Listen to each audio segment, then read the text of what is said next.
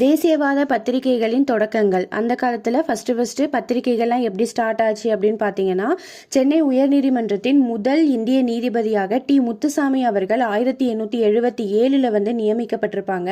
அந்த டைமில் வந்து எல்லா பத்திரிகையுமே வந்து அதை வந்து விமர்சனம் தான் செஞ்சாங்க. யாருமே வந்து அதை வந்து பாராட்டுற மாதிரி எதுவும் சொல்லலை. ஒரு இந்தியர் வந்து நீதிபதியாக பணியமர்த்தப்படணுமா அப்படின்னு சொல்லிட்டு எல்லாருமே அதை விமர்சனமாக வச்சாங்க.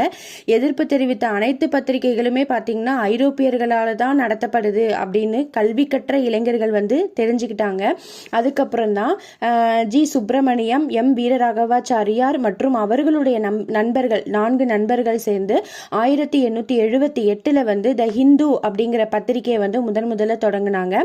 இந்த செய்தி வந்து பத்திரிகை வந்து தேசிய பிரச்சாரத்திற்கு ரொம்ப கருவியா இருந்தது அப்படின்னு சொல்லலாம். அதுக்கப்புறம் ஜி சுப்பிரமணியம் என்ன பண்றாருன்னா 1891 சுதேசமித்திரன் அப்படிங்கிற ஒரு தேசிய பருவ இதழ வந்து தமிழ்ல வந்து தொடங்கினாரு. அந்த இதழ் வந்து 1899 நாளிதழாக மாறியது.